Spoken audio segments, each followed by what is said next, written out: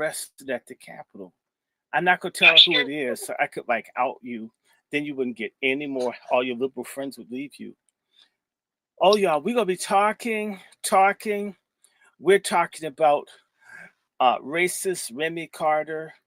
Remy means to like, you know, and forgive me, I'm not crying over Jimmy Carter being gone. I mean, he lived 100 years. And yeah, a lot of you that weren't alive when Jimmy Carter, black people got fucked when Jimmy Carter was president. We really did. Black people got dogged. We got dogged the whole time that Jimmy Carter was president. Black people didn't get shit. Black people got fucked when Jimmy Carter was president. I remember it vividly. I remember all of it. Jimmy Carter was a goddamn letdown. He was the precursor to Obama. Jimmy Carter, next to Clinton, was the last white Democratic president that didn't have to do shit for black people. And Biden, basically, y'all should know by now, that's like a person that's gotten an STD from the same person 3 times. Now, either you like doctor's visits and shit, or you want a pap smear or something, you like doing biological tests on your body, or either you like keep your clothes on. So, come on, come in the room. We're later than what we thought, but it was cold. I have my electric blanket. I may wrap myself up in it. I am really, really, really. Look at this. What's this person saying this stupid stuff? Oh, this person's talking about Uncle Ruckus. Get off my channel, stupid coon, dumb coon, ride hide from this channel. Go away. Good. We'll never see you again. If you don't like my opinion, imagine I don't like you. I mean, this is a lot more serious. I don't like dumbass black people. You know what? I wish we could put them in that prison up in New York and see a lot of these people run their mouths. They're a lot of dumb, young black folk, man. Y'all are begging for people to string you up. And so, Boomer X, are you almost ready? I'm ready. Okay, Boomer X reflects on bigot Jimmy Carter.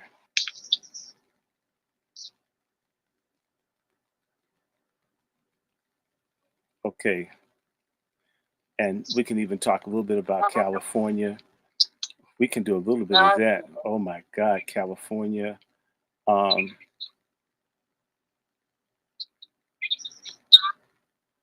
Hold on. Jimmy Carter. No, we're going to go in on Jimmy Carter tonight. I mean, I'm talking about Jimmy Carter tonight. We're talking about, my ass wasn't out in the cold for nobody. Had my mother had a funeral, she would have had to bury herself. It was cold. I was not going to do that. White woman to you, Brother Hannibal. I appreciate that sacred greeting.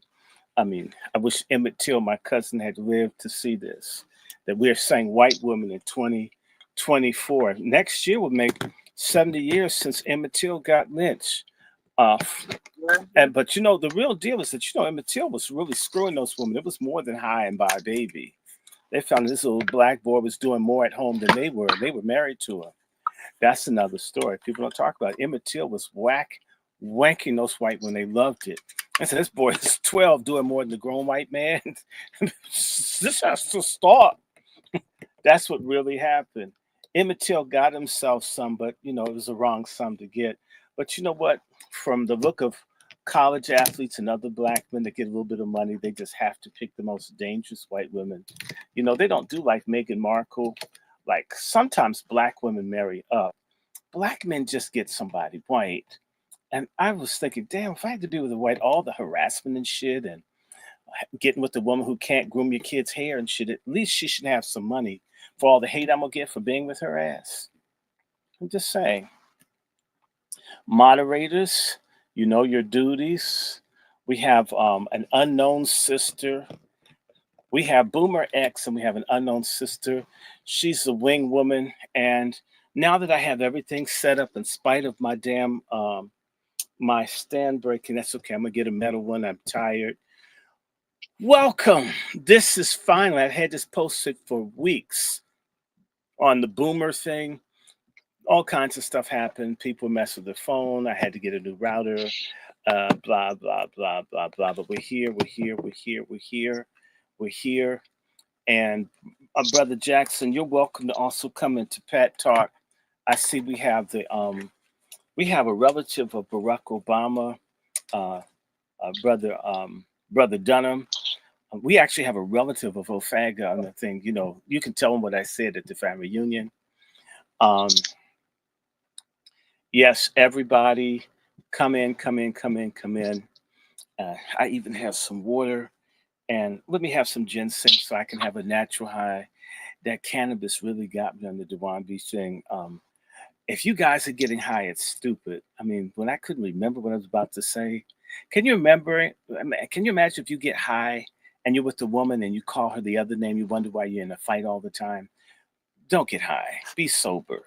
The Bible even says, be soberly minded. I would remind everyone that when we're not doing common street parlance in the vernacular of Black Americans, you can join us for Salt Ministry tomorrow.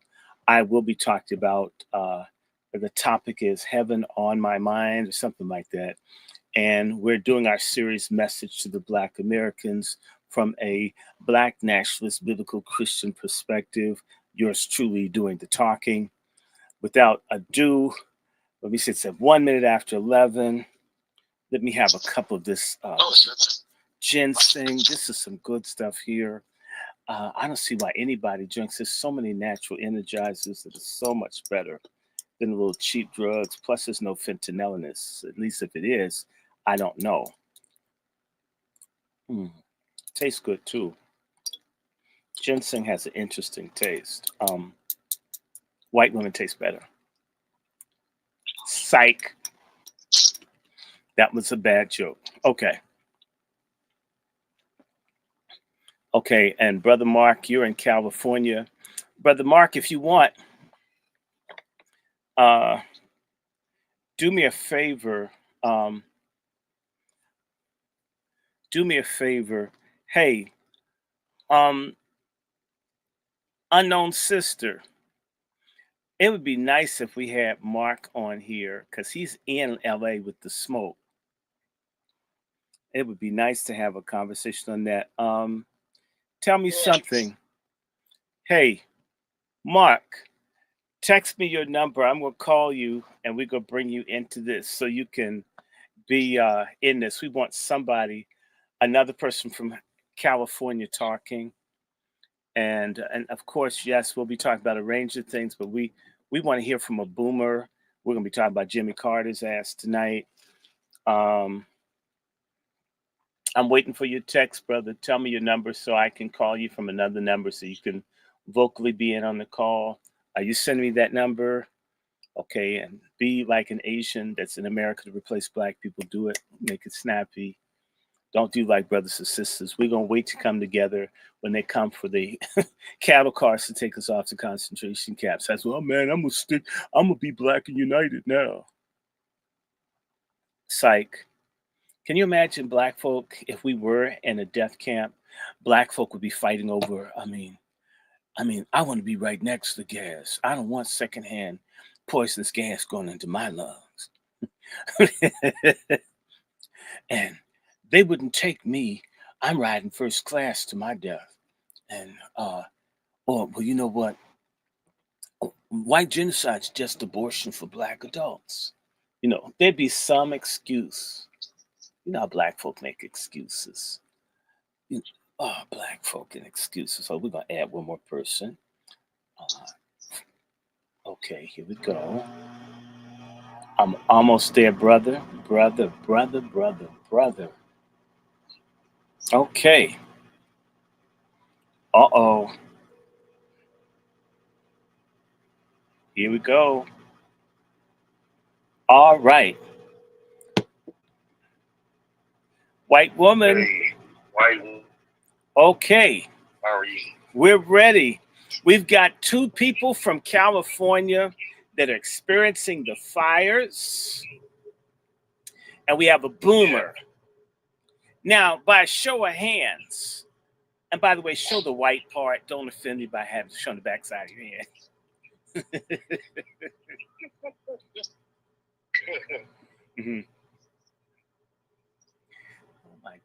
yeah.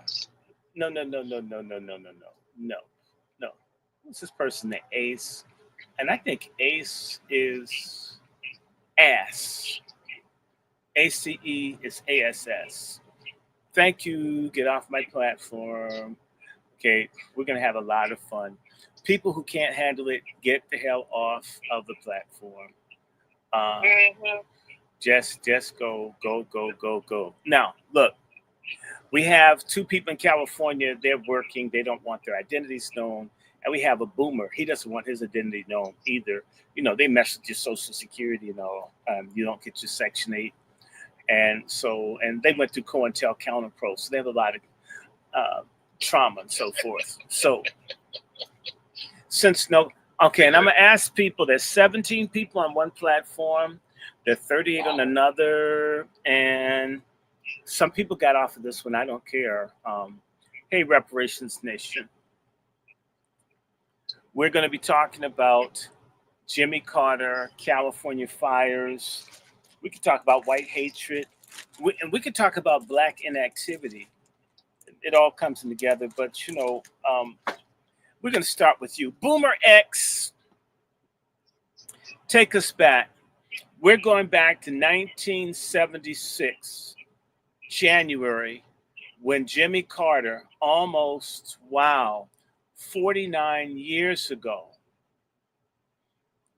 walked down Pennsylvania Avenue with his wife, Rosalind. I don't know if she got her clothes from Filene's basement or somewhere, but it wasn't really fashionable, not like Melania Trump. She knows when to take her clothes off, and she knows how to put some nice clothes on. That's something I'm going to just say, and I'm going to have a whole lot of fun. And so I'm looking at this, and I see Brother Claude. You're out there in California as well. Now, Brother Jimmy Carter, you're in your 70s. Yeah. What do you think about Jimmy Carter? You can remember him being president. You can remember Gerald Ford. Whereas Joe Biden would fall up the steps, he's not the first one. There was Gerald Ford that would fall up and down, fall down and up the steps. At least he went both ways. Biden went both ways, but not in terms of falling down the stairs, unfortunately. Jimmy Carter, because I saw all these black people crying, man. I would have thought that James Brown got hit by a Ku Klux Klan mobile or something. Was Jimmy Carter, was he the hope that black people looking for? You would have been, what, almost in your 20s, late teens? You're in your 20s. So Jimmy Carter, what would you think about Jimmy Carter? You got to remember, I was coming from a more, I guess, I hate to use this word, like the radical point of view. I remember listening to his campaign. Mm-hmm. And he sounded, I said, wow, this guy sounds interesting. He sounds interesting. He sounded interesting. And I was lazy, I didn't get to vote. And I can remember just some of the policies. And let me just give you a quick disclaimer. I can remember a lot of the people that said JC, Jimmy Carter, was Jesus Christ. Jimmy Carter was Jesus Christ. Okay.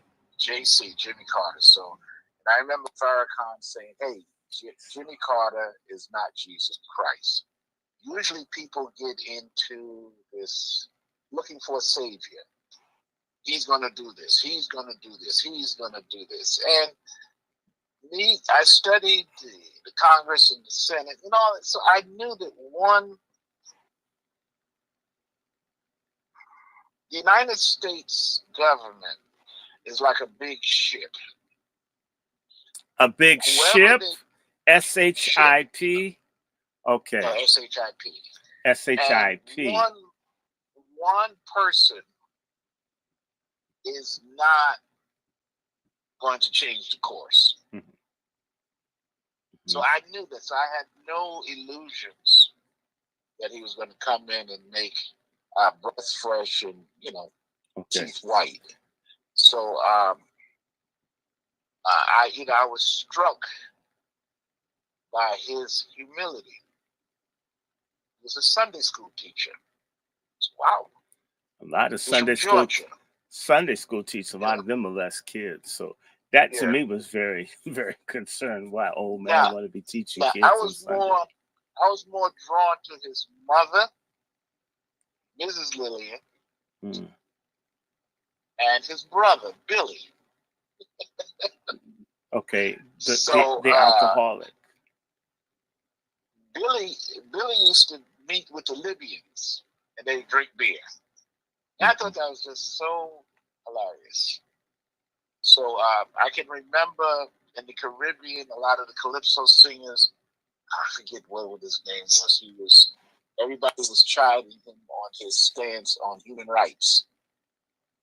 And everybody said, well, what about human rights here? Human rights in America. Yes. So as I said, I never, you won't hear me bashing a president, whoever it is, past or present, because the judgment, that's their judgment. I felt, he made 100, and there's a soft spot in my heart because my parents would be in their hundreds. Okay. I'm approaching that age. So in terms of what he did for black people, I'm not of the opinion that a politician is going to do anything for black people that black people don't do for themselves. Exactly. So he didn't do this for us. He didn't do this for them. They're not supposed to. You're supposed to do it. See, and that's why I said I'll probably disappoint a lot of people. So when he passed, I go to the Restore store with the Habitat for Humanity, and a lot of times you live long enough.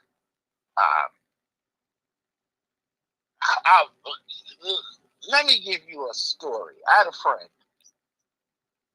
that's growing up in Brooklyn, and one of his neighbors was a mafia man. And and later in his life, he said, that guy was so nice to me. And he said, he used to give me $20 to start his car in the morning. I don't know if you caught that. Yeah. Well, now, yes, you are disappointing because I'm not gonna bash that's okay. Well, all right. That's why you're a boomer. Now, we bash on this platform, and that's okay. Now, let's shift to something. If you asked me 30 years ago, that's like saying toilet paper could wipe my ass 30 years ago, but it can't do it now. Well, what changed? Not toilet paper. So I don't. I'm hearing you, but it's No, that's not. No, I don't expect. That's why I say I'm gonna be. Because I don't look. For all of my activism, and I'll tell a lot of people, I'll go toe to toe with anybody on activism. You go back to any of this, the stuff. I was there. Okay. All right. I'll give you what. Pause for 1 second. I'm not questioning your credentials. We went to this before, but I do want to do this. I want to shout out to Sister Star Thompson, a major supporter, and don't worry, sister. Trolls are a lot of fun to me. I imagine blocking them from the platform is like shooting or catching a mouse in a trap. When I pour boiling water and put them down the garbage disposal. So, ignorant people like boogers, you blow them off and put them in the trash. So thank you, Sister Star. You're wonderful. All the moderators are wonderful. And I'm not saying that you are wrong to have your perspective because I'm asking you. Yeah. And I'm not radical, but I remember things, and to me, like I said, if toilet paper could wipe your ass 30 years ago, it can Yeah. wipe it now. Yeah. If you could wipe your ass with toilet paper 50 years ago, you can wipe it now. And the same way that toilet paper has the same function. What is wrong morally, it, that's truly wrong, is always wrong. And so, Yeah. what I want to say about Jimmy Carter, I'm happy he lived 100 years old. You know, he had the complexion of, you know, a fish kill off when they put like poison in the water, like this, a chemical spill, and all the fish. He was pale, scaly looking. You know, I would have been assisted living too if I was that pale. Jimmy Carter, if you guys go to PBS and watch the American Experience, talk about Jimmy Carter. It's very delicate how Jimmy Carter did enough to be different, but not enough to be great when it comes down to black people. Okay, that's sort of not enough. And that is the failure of the boomers and the silent generation and all the others, is that we're willing to give people passes for not being all bad when we could have exemplary. We don't watch sports games to see a person that plays some good games. We expect a Michael Jordan. We expect a LeBron James. We expect a Kareem Abdul-Jabbar. We expect someone that is above board practically all the time to be great. If you're good some of the time, you're basically so-so. And this thing that I call among black people is minimalism. So if I paid child support once in a year, I'm not a total deadbeat. But damn it, most of the year you didn't pay. So that meant someone went without because you didn't do what you were supposed to do. Or if you took your pills for 20 days in the month and didn't take it for 10, and the 10 you didn't was the days your period was running, you're likely to get pregnant. It nullifies the whole purpose of taking the pills in the first damn place. What's lacking for us is absolutes. When the Zionist people in Israel say they want all of Israel, they mean all. If black people had a nation the way we think, all would mean not having anything at all, but at least saying, well, we got some good maps. It's a fucked up way of thinking, and it permeates our group as a collective. And I'm not even saying do anything to anyone, but look, let's just be real. Jimmy Carter came into politics as a segregationist. Jimmy Carter transformed himself as a Southern moderate, which means a white person that supports institutional racism without overt, glaring anti black racism, which is what we have now. Jimmy Carter is a transitional figure from the in your face, nigga, nigga, nigga, go back to Africa type politician to one that speaks in code, that does not do um, things. Lord Vega, Jesus loves the truth. Jesus hates lies. Jesus hates hypocrisy. Jesus hates fraud. Jesus hates when people try to smooth things over. Religion isn't a cloak to cover up evil.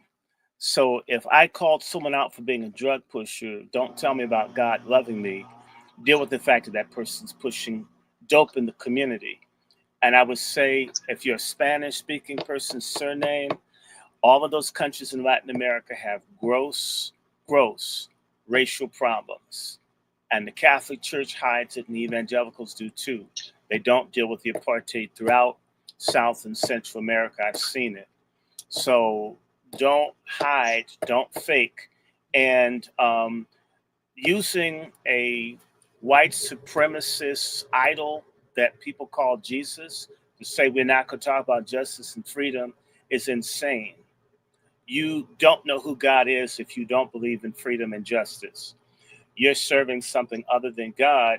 And I believe many, many, many people are going to wake up in hell because they felt if we just don't say anything and we just live in a box religiously, things get better. Black people having any nominal freedom in this country came through a very violent civil war in which up to 1.2 million people died, a bunch of them on the battlefield. By the way, the people who spoke the most religiously were the pro-slavery people who had a religious defense that they use to this day to justify not just screwing blacks in America, but raping and destroying all the people in South and Central America, which is why a lot of people are up in America trying to replace us, because the very people that you go to church with and you rock and sway and sing songs with destroyed your countries. That's why folks are coming across the border. And that stuff that you gotten has been taken from our blood, sweat, and tears.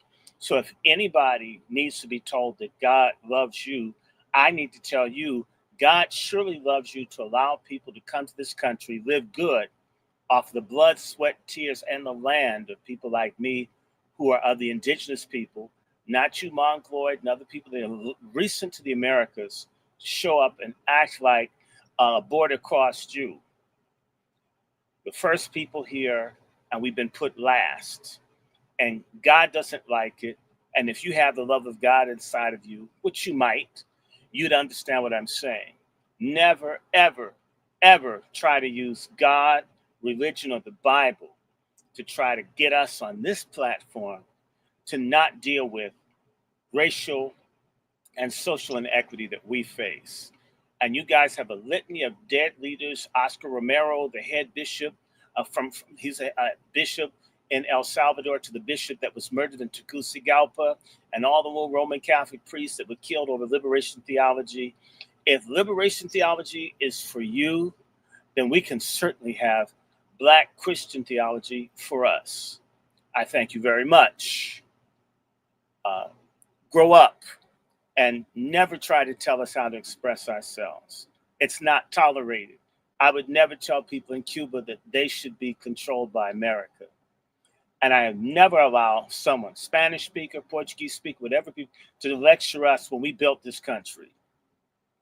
We built it, and yeah, you guys are getting jobs now because they want to get rid of us. You're participating in my genocide, talking to me about Jesus. You need to take a look in the mirror, and you need to read something other than a Bible. And I dare you, okay, you got my email. You're not Christian enough, you're not intelligent enough to debate or win. You will lose. Sometimes you need to learn how to listen. No speaking English time, and just listen to what we're talking about. I never go into anybody's space of any ethnic group and tell them how to discuss their problems. Okay, when I went to Greek Orthodox Church, I listened to the Greek, and everybody else. Ethiopians sit on the floor. In our spaces, respect us. Never, ever try to use in fact, it's the Spanish-speaking world and the Italian-speaking world, the Catholic Church, that came up with the whole idea that justified exterminating Black people for the expansion of the Catholic and later the baby Catholic churches, the Anglicans and all the others. Blood all over the books and everything else. And God's going to hold all of you guys accountable. Grow up. Now, forgive me, I just have to get that off my chest. Now, I'm going to talk about Jimmy Carter for a second because my boomer, of course, is disappointing me. That's why we have him here anyway. And if Jimmy Carter were president right now, he'd be trying to get the people in California to conserve water.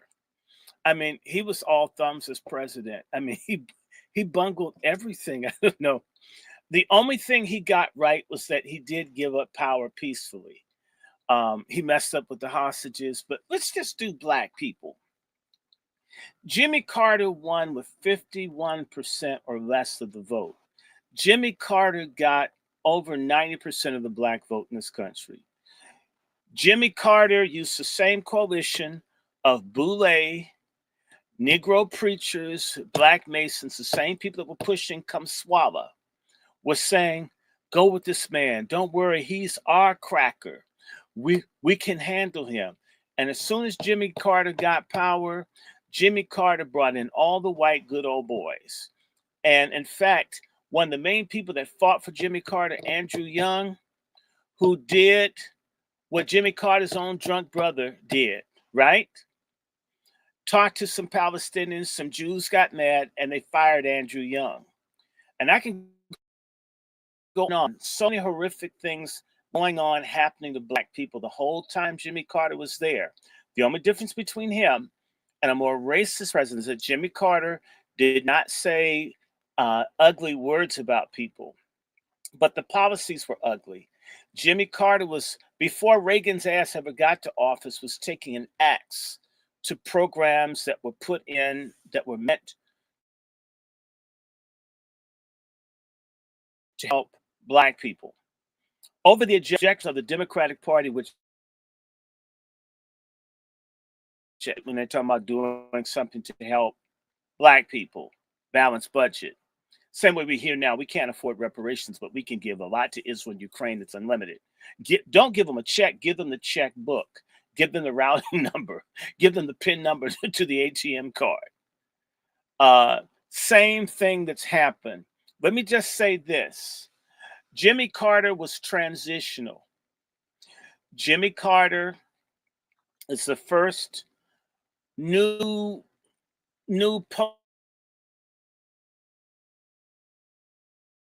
post-civil rights consensus presidential right, where they were able to destroy any aggressive political moves of blacks within the Democratic Party and get them to just go along with getting post in the cabinet and getting some appointments. And Jimmy Carter is one of the first people to have regular parties with Negroes performing.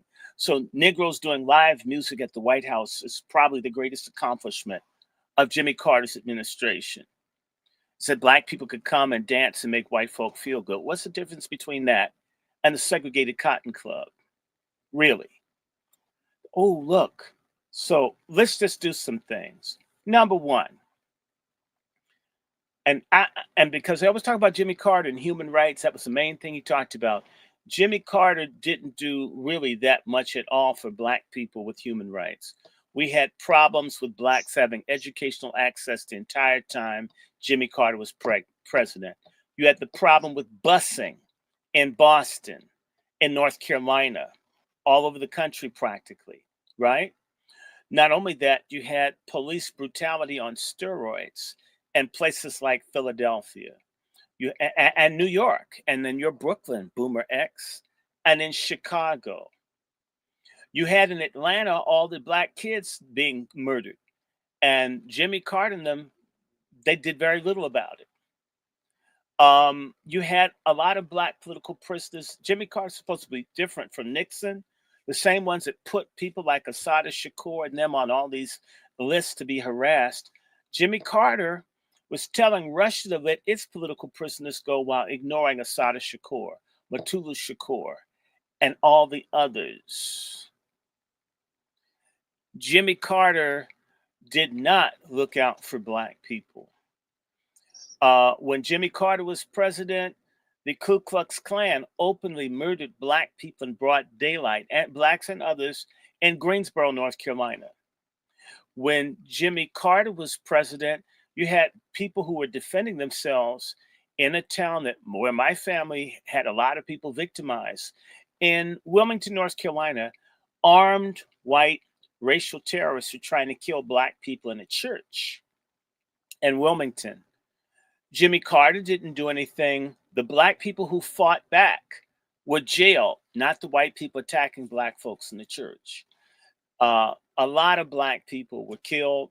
When Jimmy Carter was president, the United States violated its own agreement not to give certain sorts of weapons and buy chrome and other things, commodities from the it's called the Unilateral Declaration of Independent State of Rhodesia, now called Zimbabwe, where you had a white supremacist government that was practicing genocide. When Jimmy Carter was president, they were developing germ warfare to kill black people here in the DC area at Fort Detrick. The anthrax that killed people less than a mile from my house in Brentwood.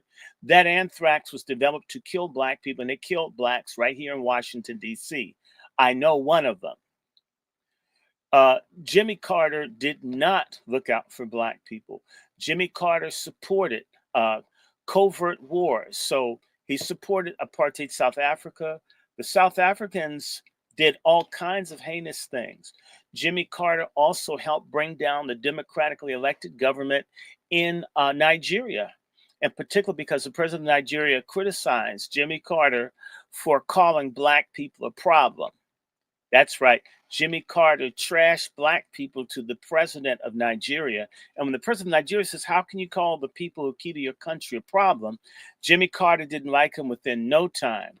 Dude was gone. In fact, two of the better leaders that Africa's ever produced, Shagari and Tolbert of Liberia, Shagari of Nigeria, both of them were deposed and Tolbert was executed.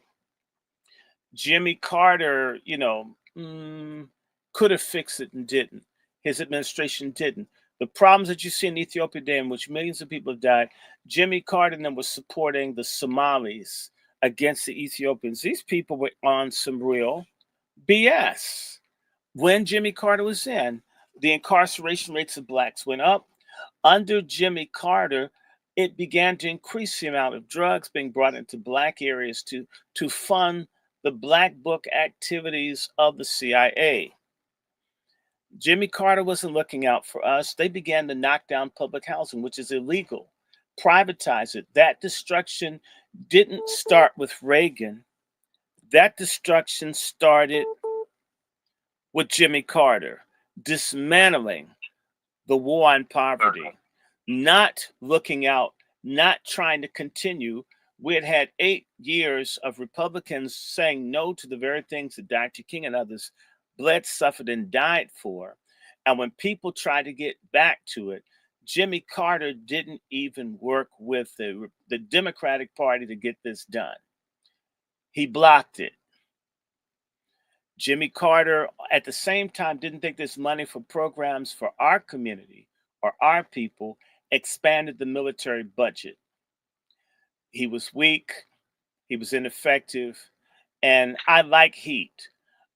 55 degrees is not warm enough for some of us to sleep right. And I can go on and on that Jimmy Carter did not look out for us. He built some houses for some black people after he left. That's great. Shit. You could have done something about the Community Reinvestment Act to put some teeth in it where we wouldn't need you to give us homes. So you can build like 20 homes here and there and we feel good. We would have more people with access to credit. Jimmy Carter made no major substantive changes on behalf of black people. Even the one bill that passed is called the Humphrey Hawkins Full Employment Act. Black people have never been fully employed. In fact, employment has got worse under him, and it stayed worse. I'm not blaming him. I'm saying he's no different. It's sort of like, on average, your bowel movement's going to be brown. If you get a green or yellow one, it's still going to be shit. So we got a black one. It's no good. Jimmy Carter was a failure as a president. And from Jimmy Carter, and let me just say to you, the last time that black folk halfway were going to do something was when Jimmy Carter was running for president in 1980, and the black grassroots got angry and went after the Jimmy Carter campaign people for being racist and not even trying to have any kind of black agenda of any kind. In fact, the same people, Atlanta, the King family, and others all got with the Democrats against black people. What Jimmy Carter's election did consolidated black people as basically a bottom bitch wing of the Democratic Party. And I could go on about this. I'm not going to. But just awful things happened the whole time. In Philly, in Boston, in DC, in Atlanta, in Chicago, and Los Angeles when the police were still just terrorizing black people under Gates and others. The Justice Department of Jimmy Carter didn't do much. Black political prisoners, black wealth, all of that. It was terrible. People have forgotten because he lived long. I don't feel sorry that you're old. I feel sorry that you're still alive.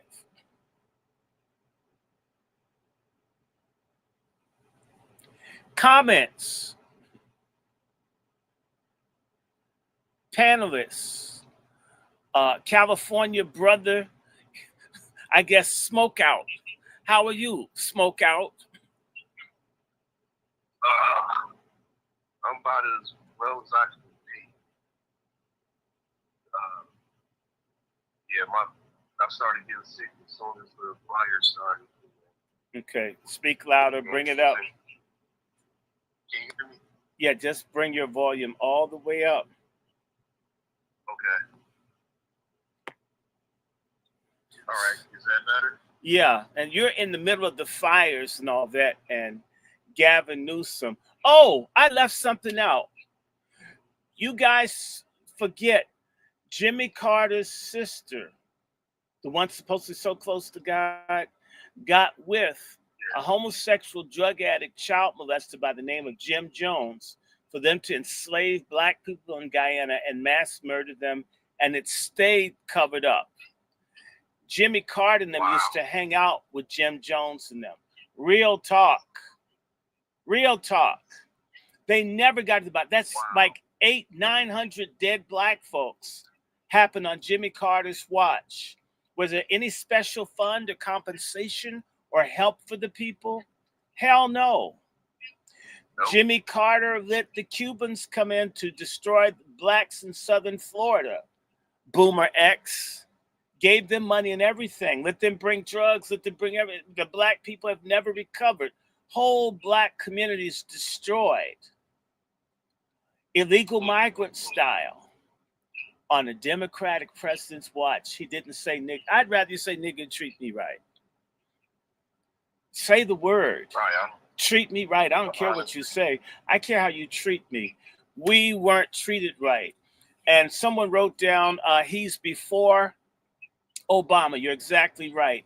Out of the Jimmy Carter presidency, when Jimmy Carter lost because black folks were throwing bricks and bottles at his limo when he went down to Florida, where the Latinos were just murdering black people, Latino cops and others, when the blacks rose up, Jimmy Carter didn't do anything to help the black folks in Miami out. He basically went down there and was surprised people threw bricks and bottles at his car. Jimmy Carter was a racist, plain and simple. Just because you're not a really out there racist doesn't mean that you ain't one. And I'm not expecting anything from anyone, but what's disgusting to me is when I start hearing tenderheartedness around from people who know it is like it wasn't all about that much. I didn't say I hate the man, just saying, wasn't much.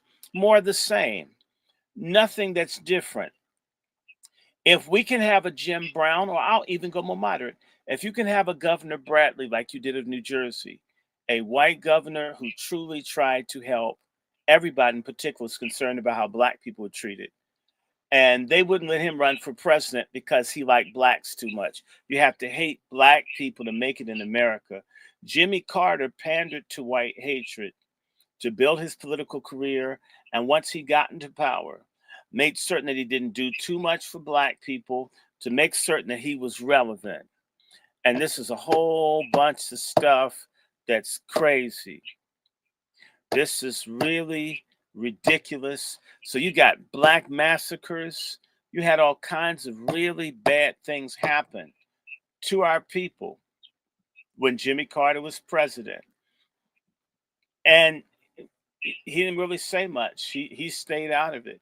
Even Kennedy, certain people could speak up. Jimmy Carter played it cool because he didn't want to lose the very same white folk who thought he was lame. Not that he's supposed to lose power over black people, but you know what? if Donald Trump can come up with a proposal for black people, and he's a total racist, say many of us, and Jimmy Carter couldn't do anything specifically for black people, and he's the same. You know, people think we're dumb as hell, and they may be right. That a Democrat can be a complete devil, and he's a saint, and a Republican could be okay, and they're the devil. That's crazy. And I want to mention that out of the Jimmy Carter losing in 1980 to Ronald Reagan, they blamed the very same black people that didn't benefit from Jimmy Carter for his loss. And they resoluted within the Democratic Party to stop doing stuff for black people. Black people need to be punished for the Democrats losing. So they stepped up the program of punishing black people as a collective for them not winning in national elections. That started with Jimmy Carter. He never spoke against it. He never said anything about how Clinton and them created the Democratic Leadership Council, whatever, Leadership Conference. And that was to make sure that all the white Southern governors or leaderships, Democrats, make certain that nobody ever got power, black, within the Democratic Party. So blacks would always be powerless and dependent on them to do something or not do something.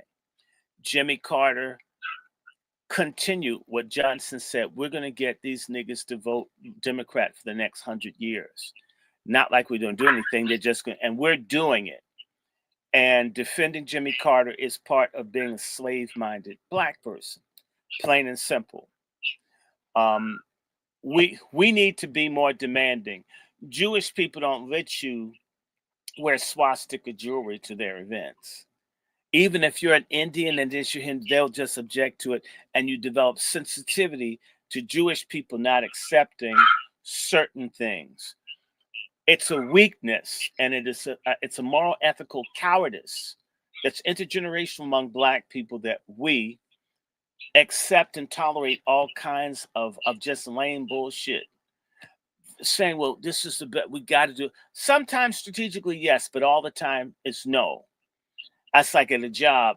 Always being the one that has to pick up and clean up after everybody else does not make that job a pleasant or happy one for you. Sometimes you can cover for other people. Sometimes you need to go and pick up the kids from daycare. You need a lunch break. You need a shit break.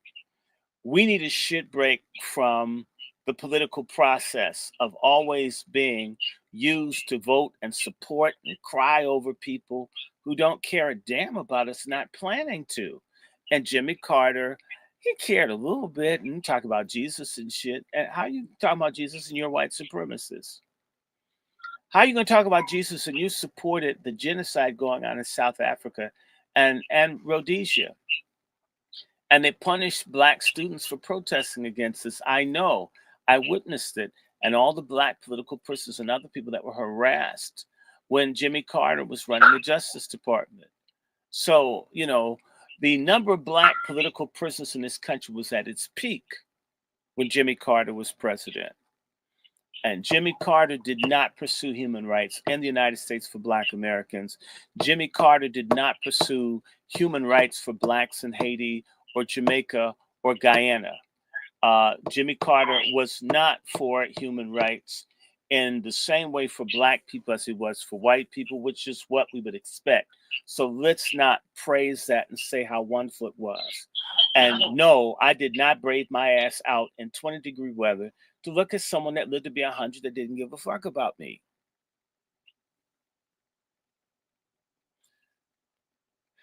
You know, let's stop Jimmy Carter. Let's talk about the damn fires in California, because it's actually more relevant. And there is good news from the fire. The one good thing about the fire is that Hunter Biden's home burnt up. And I think that dude that's no good. Who's the one, the pedophile predator that was the one who's given all the money to Hillary Clinton? Come on, talk to me. What's this guy's name? He was injecting drugs in black men. They were dying in his basement, and he's having sex with them. What's his name? Give me his name, dear. Tell me his name, dear. Oh shoot! Oh, wait. Hold on, I'm gonna get his name. I know who you're talking about. I know his name. What is his Yeah, name? he was killing black men in his sex department in LA. No, it's his house, man. Killing. Yeah, no, he also had an apartment in LA. He lured them in there.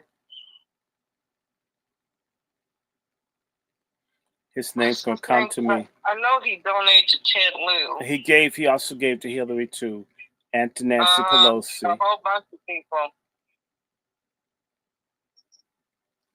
Drugs. His name's gonna come to me, and I don't know why. His name is, and it came out 10 years ago. Mm-hmm. And let me see. Come on, give me his name. Ed Buck. Yeah, Ed Buck. Ed Buckner. He's Jewish. It's a Jewish man that would have sex with black metrosexual men and kill them. Ed Buckner. And by the way, I do say the ethnicity of people when they commit a crime, because you see, when a person commits a crime and they are black, if they're not black Americans, they don't talk about the crime much. The man in Louisiana that ran over and killed the people in the French Quarter was a North African. He may have been black, but he wasn't a black American. Notice how that crime has disappeared. When people from Africa, the Caribbean, or even the Pacific, Oceania, commit crimes in America, if they are Caribbean, but they do not talk about it. They are only interested in the crime if it is committed by a black American, to vilify us as a group. Okay, they do not do that. When a Trinidadian man goes and murders people on the Navy Yard right here in Washington, D.C., when he was Trinidadian, Aaron Alexis, that story disappears. When a Caribbean man shoots people on the subway in 2022 in New York, it ends. When the man lassos a woman like Roy Rogers and rapes her, he's from Belize, the story disappears. When a Congolese man rapes a woman on the subway, right? When they find out he's from Congo, the story disappears. When a drag queen person from West Papua, near Australia, murders multiple people in Philadelphia, when he turns out to not be a black American, the story disappears. I start looking at this saying, wow. When the man from Jamaica, Colin Ferguson, shoots and kills a bunch of white people in the Long Island Railroad, the story disappears. When the Sudanese man murders white people in Tennessee in 2018 at a church, the story disappears. And they're still talking about OJ, because OJ's a black American. And so therefore, part of delineation is when a crime is committed. If it was a Jamaican man, I'm not certain, because he stabbed his girlfriend, one that got beaten to death in Marcy up in upstate New York. If this man was a Caribbean that stabbed his fiance and ended up being beaten to death by the police, notice the story disappeared. He may be a Caribbean. Had it been a black American, maybe it would have gone on. You see what I'm saying? We need to bring this out. And normally when people do things, because this whole thing about anti-Semitism, everyone all the time is attacking unfairly people who are Jewish. And there are people who are anti-Semitic, we're going to admit to that, but there are also people who are Jewish who do things, who are in the monkey business. They hurt people, sell drugs like Ed Buckner did, and they destroy people. It should be said what they are, because the people that run a lot of the media are Jewish. They're very quick to point out who people are when they're not in their group. But when it's one of them that does it, you don't hear anything. So we don't get that Harvey Weinstein is Jewish. And we're not really being told a lot about Epstein's Island, where Epstein is Jewish. And Wexner, who gave him the money, is Jewish. And we can go on and on and on and on about who is, right? And Clive Davis is Jewish. And because when you say white, well, that's hundreds of millions of people. Which whites? I don't think it's fair to blame everybody that may have a certain skin tone for what an individual and a specific group within that larger collection of groups of people with lighter complexions. It should be said, not out of bigotry, but for clarity's sake. We had a situation here. There was a fight over a parking space. and the man got out of his car and stabbed a man and a woman, almost killed both of them. This was in Montgomery County, Maryland.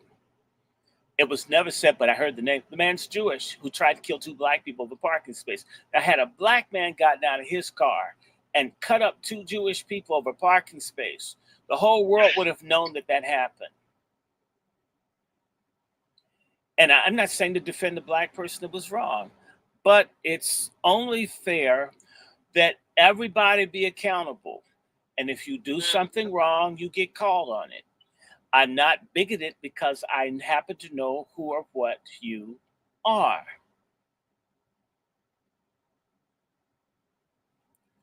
And I want to make this plain. It's time for people to start paying attention. Don't just go, when the news won't give you the name, won't describe the victim, over several days, you know something's up. Correct. You know something's up. So Jimmy Carter, I want to talk to the young people because the boomer just really, man, boomer, he told me he's going to disappoint. He did that on purpose. That's okay. You can take your back of the bucket, take your back of the bus ass put aside. I want to talk to some young people who don't have the historical depth. Maybe I can get some conversation. Let me start with the black. Let me just throw in this one thing. Okay, you want to throw in? Okay. Everything you say, we do. We weren't fools. I didn't say that you were a fool, but I did hear you say that you softened when he got older. To me, I didn't soften on George Wallace. I remember the day I heard he died. I mean, it put a pep in my step. I mean, bye. It was sort of like a hard bowel movement that could cause your hemorrhoids to bleed. And that shit came out, pop. You were glad, gone. The crap that refreshes. No. See, the thing is, what you were saying, a whole lot of black people knew. You weren't fooled. Yeah, but that's why I said I'm going to disappoint you. I think, but you're trying to, and that's what the older black people do sometimes. It's like y'all trying not to give us what we need. I mean, you're trying too hard. No, what you need to do, what y'all need to do is do what we did. Go out and confront these people. I'll tell you. Behind the computer. Okay. Why don't you go out there and do what we did? Well, fight in the streets. None of y'all are doing that. Well, the younger people, actually. The reason the young people are doing it, the reason they're not doing it in the streets. I'll tell you why. The young people did fight in the streets, but the big problem is that you guys let the lesbians and the feminists and the gays and the other people take over education, have all those sissies in church and everywhere else, and they've hijacked the younger people. This happened on You Guys Watch. You guys fumbled. You guys fucked up. You just did. No, see, I'm not going to take it. It's okay. You don't have to take it. It's what happened. No. See, that's an easy cop-out. No, it's not a cop-out. How many of these so-called... Wait a minute. You have to look at who went into education, who the black men who went in there and fought. And then when you talk to some of these intellectuals, hey, look, you need to go into the public school. Well, no, I'm on the college level. I'm about Marxism. So what happens is it's easy. I did not chide my parents for not going up against the Klan.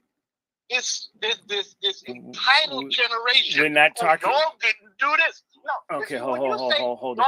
You've added. Y'all didn't do it. You've added. Y'all didn't do it. You have added. You've made a molehill. We didn't tell you to have a bunch of kids. We didn't tell you to gang bang. We didn't say that. God. Y'all chose that. No. Look, y'all chose that. So I'm not going to see. That's no. Hold on. I want to hear from some young people. First and foremost, I'm gonna just say this. I never told anybody to confront the Klan. I'm just saying we can be honest. Once someone's in a damn box buried somewhere, that they weren't full of shit. I mean, I don't feel mercy. I feel like they're gone. Plop, plop, fizz, fizz, what a big shit it is. And just keep it moving, right? instead of, well, they lived 100 years and my heart softened. No. My thing No, is, it's not. No, it has nothing to do. Listen. No, what you say, what you were talking about, everything that Carter was about, we knew. We protested against it. So we weren't saps like a lot of these educated folks. Black people didn't protest. Black people did not fight.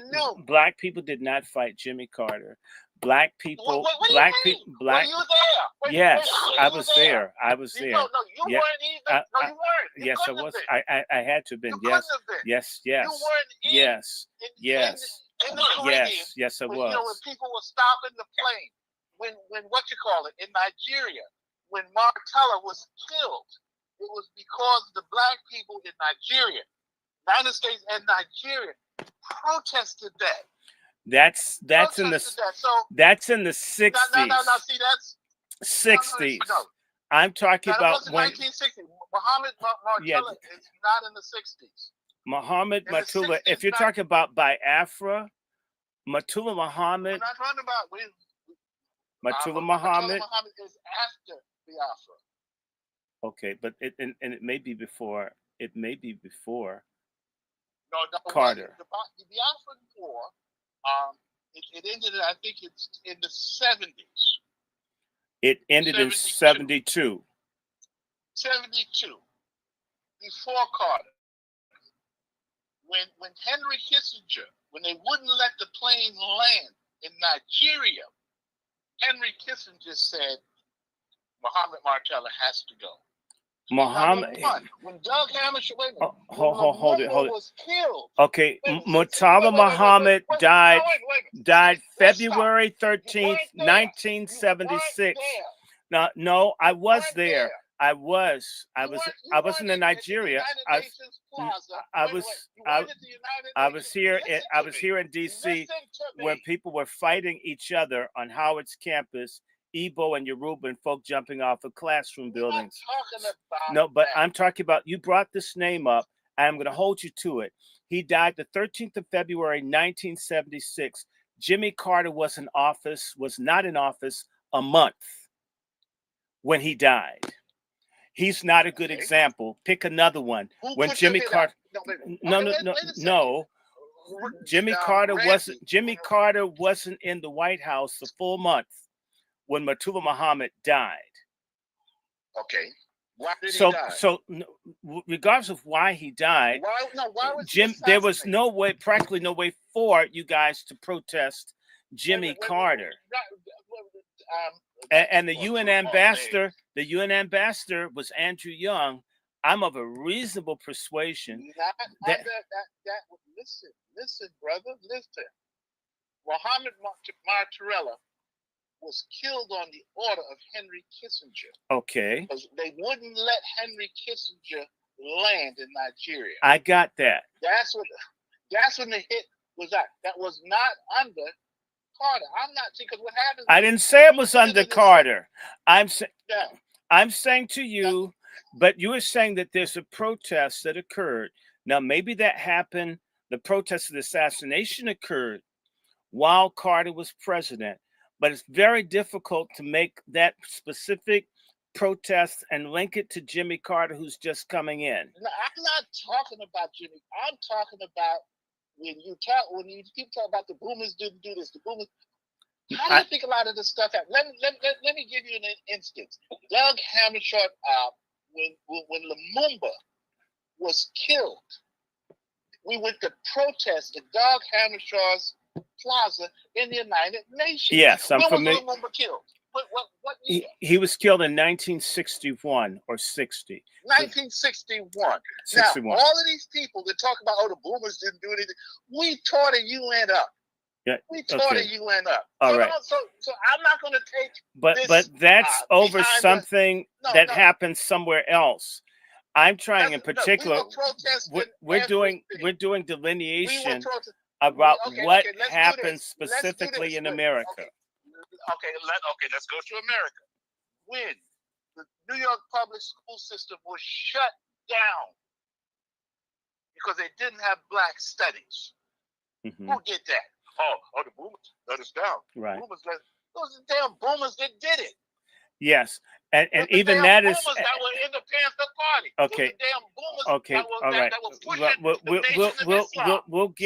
We'll give you that, but that's No, not. I'm But not. you're It's not. not about. You're deliberately not hearing what I'm saying. I never discounted what people did as activists of that You generation. said that the boomers let y'all down. You're letting us down in the narrative. If you say Jimmy What do you Carter, mean the my narrative? heart What do you softened. mean the narrative? And Oh, see, that's foolishness, Randy. Oh, because I said, look, the man died as he's 100. You a Christian, brother.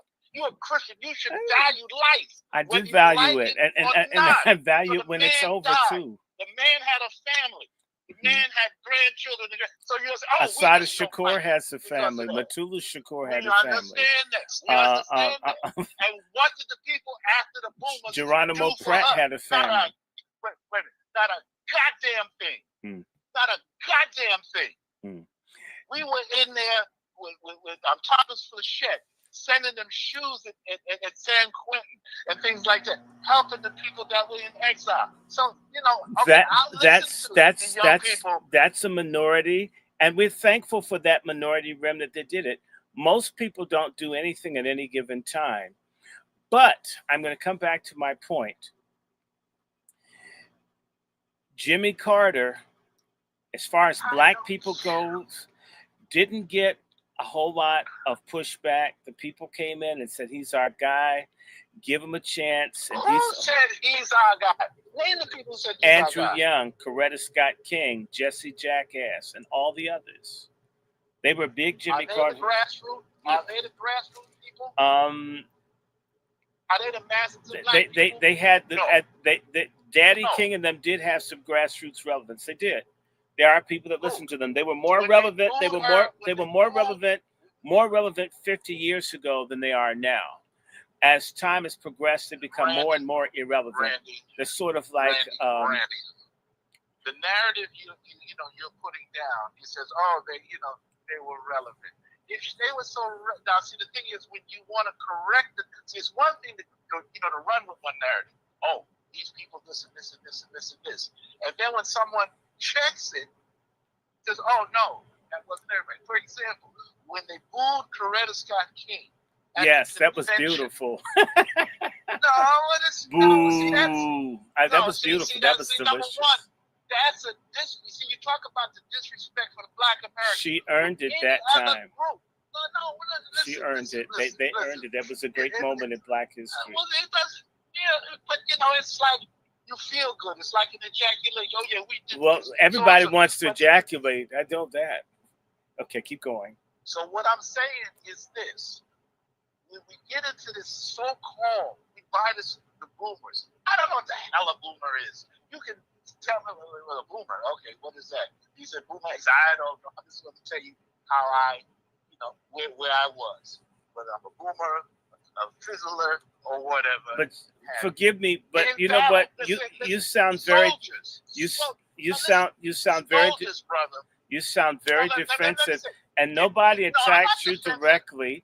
I'm making a point that you are my best friend. So if I'm your best friend, I'm not talking about you, and I'm not talking about the good people that are older. I'm talking about the sorry ass people. The sorry ass majority. They've been after you. The same people kicked you.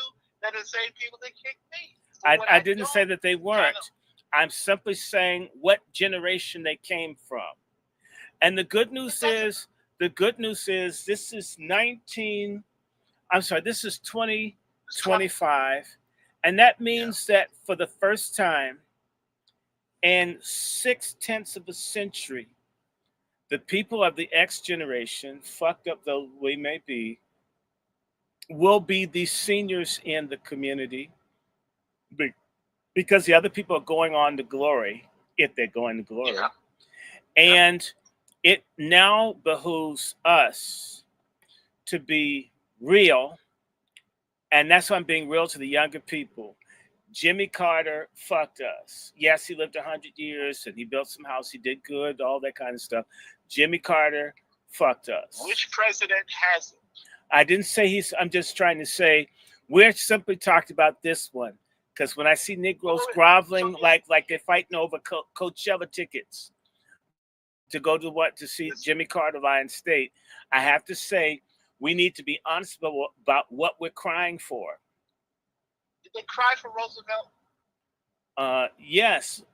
Now, Yes. what I will say, hold on. The whole nation. I don't mind that, and Roosevelt screwed us too. Now, the person that I was pleased to see black people cry over was when Rosa Parks died, and the people came up. There were more people out for Rosa Parks than Jimmy Carter. So I say, way to go, black people! The send off that they gave Mother Rosa Parks. Like that. Okay, that was beautiful. No, that was for Rosa Parks. Yes. Love Rosa Parks. She's a beautiful person. If you ever were in her presence, she's a very wonderful person. Oh, she's okay. Listen, Rosa Parks, we love. I mean, she's this beautiful, wonderful person. It was great, great. Rosa Parks. Beautiful woman. The whole thing is like the whole who's blacker than how? Who's the look? For example, Rosa Parks was mugged by who? Not the boomers. Rosa Parks was mugged by niggers.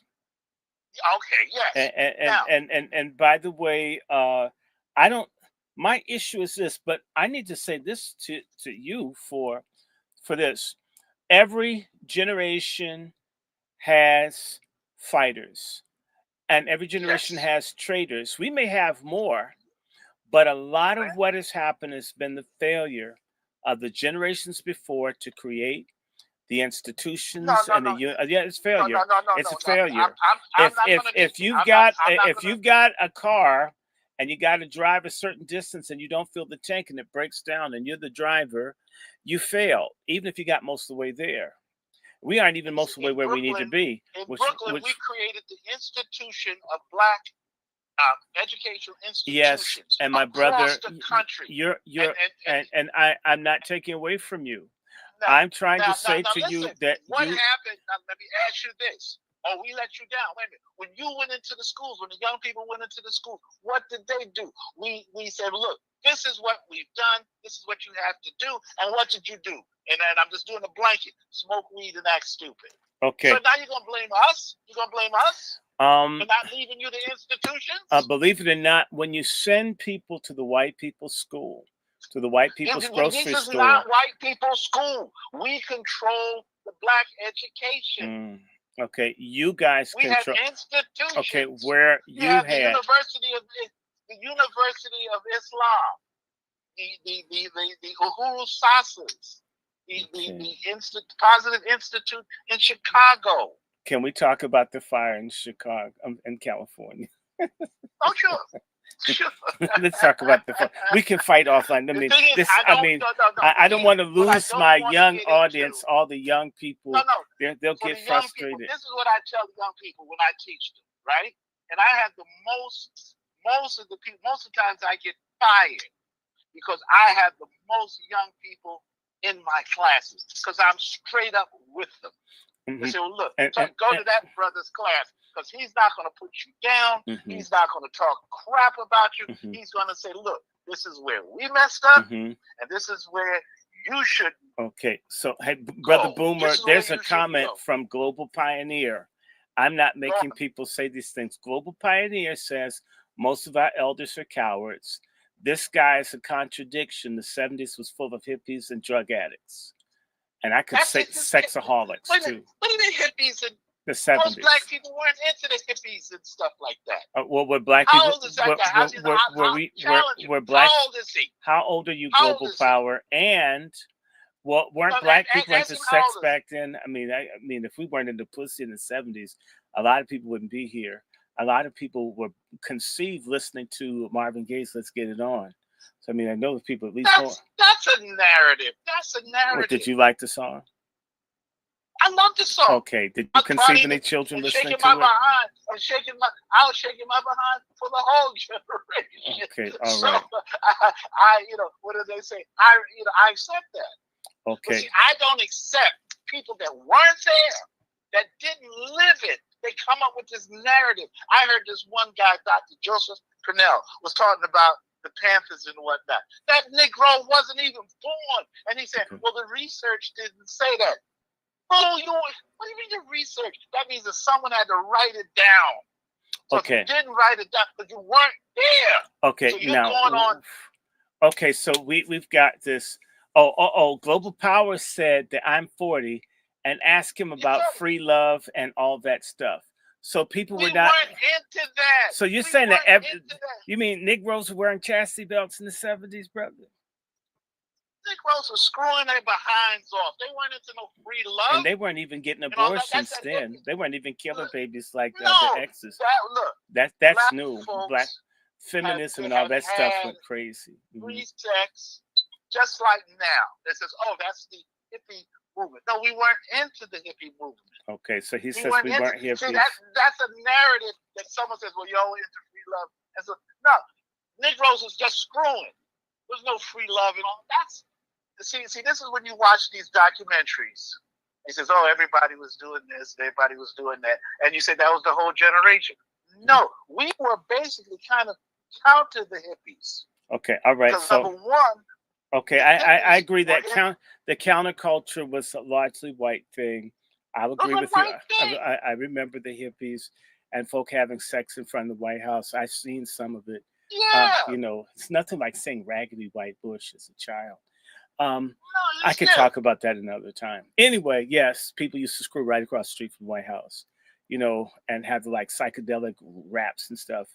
I know you heard about that. It was really wild. I'm sorry. People like, you know, have boobs and such hanging out. Yeah. So the brother who's 40, look, I love you, but what happens is you cannot watch these documentaries and listen to all of these people that are talking about stuff that were not.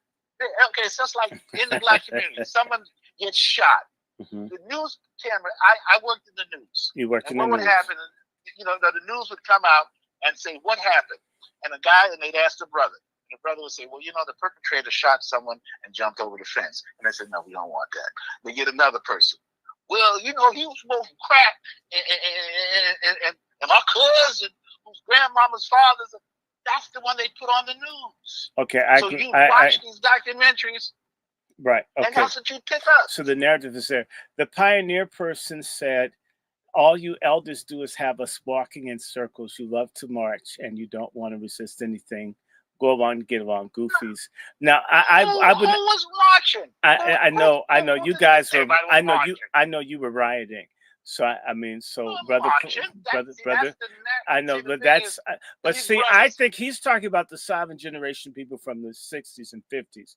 But that's okay. A lot of people don't know the difference between the decades. The black people back then didn't march. Most black people didn't march. I agree. They didn't march. Look. We had to my father used to raise money for Dr. King. Most black people were against Dr. King. Mm-hmm. Wait a minute. So you're saying black people didn't support Martin Luther King when you were young? That's right. What was Martin Luther King? What would they call, how would they describe Martin Luther King when you were younger? Well, they would say that his mustache, this is just street talk, his mustache made his lips look big. Okay, so what else would they say about Martin Luther King other than he had a jacked up mustache? That's about it. He wasn't on the radar. What about Malcolm X? He wasn't on the radar. So they didn't know who Malcolm X is, and you lived in Brooklyn. No, and they did not care who Malcolm X was because he was a Muslim. Okay, so him being a Muslim wasn't cool. Okay, so no, not at all. Not even so today. You mean you guys didn't want to sell bean pies back then? No, some of us were even reluctant to eat bean pies or even read the paper. I'd rather have a fruit pie anyway. Look, let's talk about California. Let's talk about California. And the thing is, so the thing is, what up, brothers and sisters, don't buy the narrative.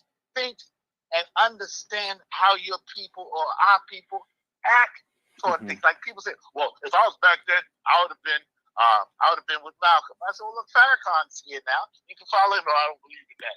I said, if I'd have been back there, I would have been a Panther. I said, no, you wouldn't have. No, you wouldn't want to be a Panther. No, you wouldn't, because if you wore a leather jacket and a beret, they were arresting you. Or kill you. Okay. They could kill you for having the newspaper. People don't know about. They don't know about. You could get killed hanging out with the Black Panthers. A lot of people don't even. A lot of people don't know about that. Now, look, I want to talk about California. In particular, I want you to talk about the people in California. What about this Uncle Fester looking tramp, Karen Bass?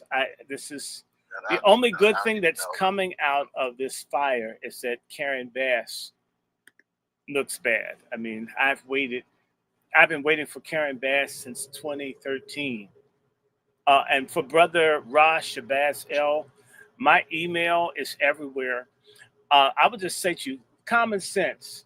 Like, if people want to do a show or communicate and stuff, my email is all over the place. If people simply wanted to communicate and put up an idea, do a panel. In fact, we are going to have to do, brother, I want you to participate in Pat Talk. It would be nice to have someone above the age of 60 on Pat Talk. So Pat Talk is where black men speak on issues. It is the very first anti-feminist, pro-patriarchal, black family, black freedom talk show where feminism doesn't matter and it's never going to. So if you hate feminism, you've got to support Pat Talk. Brother Chef C has carried it throughout my lengthy illness. I hope it's ending. And so I've got to look at seeing if I can do a Pat Talk this Sunday and just have the brothers come together and some sisters. So you're welcome, unknown sister in California, for us to talk about it. And we're carrying on in the tradition of our great saint and elder brother. In fact, I have to have a communion ginseng drop to the name. How sweet the name is, like honey in my mouth. Saint Kevin Samuels, who died for the sins of feminism in the black community. Blessed be the name of those. Blessed be the name of those that come in the name of Kevin Samuels. We're gonna keep his memory alive. Now, listen, Randy, and I know you'll be on this with the fire, because the fires. I lived in California, and when the Rock King Rebellion happened, okay, it was mainly Mexicans tearing up the place. Mexicans, but black people got the blame, and we accepted it. Black people got the blame. But it was there. Now, here's the interesting thing. I was reading the reports when I was there. It was in 1991. I forget what year. And they said the path of the burning, the things that were burning, was the path they were putting in the rail lines. So they said they were clearing these businesses because of eminent domain. The people weren't selling them. So they said, well, look, if they're burned down, there's no way, you have no bar. We can put, I want to say bar, but that's San Francisco. I don't know what the LA thing is. So when I hear the thing of all of these fires in California, I'm not following it, but someone like you'll probably see the hand behind what's happening. I don't know. This is why I wanted the two young people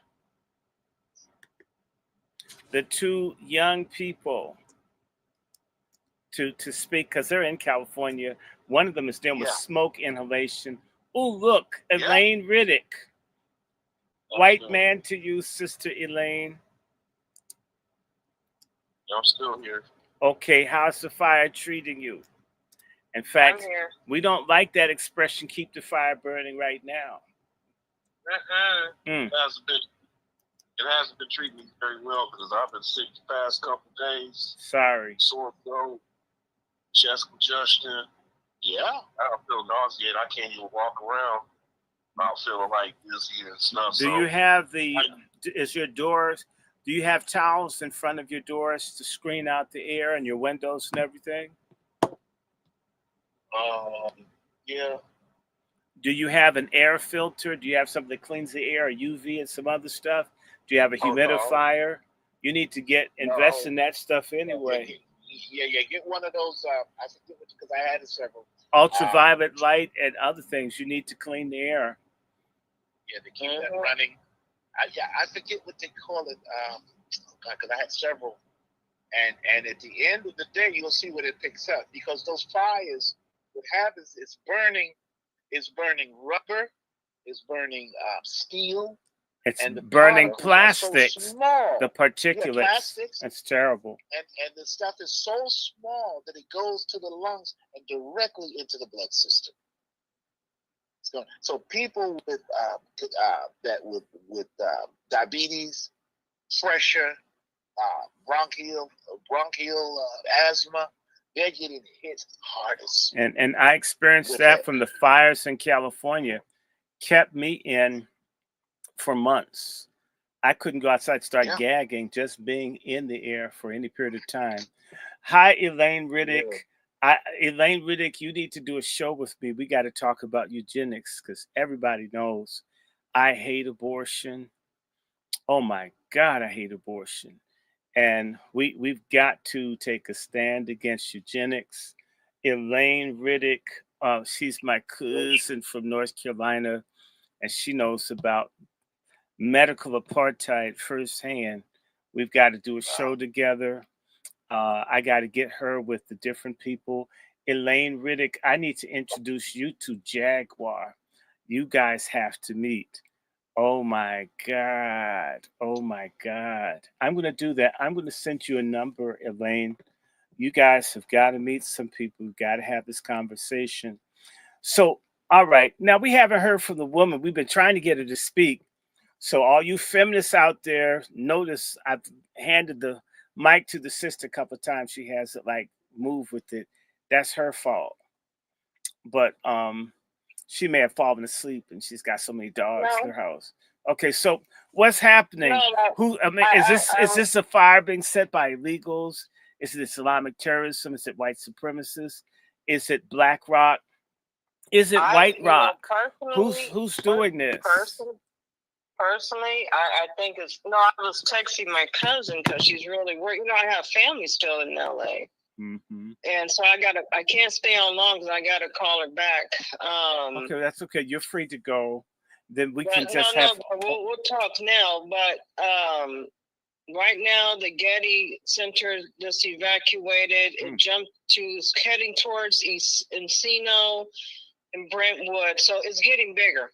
Do you think it's going to reach Neverland? Michael Jackson lived in Encino, didn't he? Yeah, but that place is sold.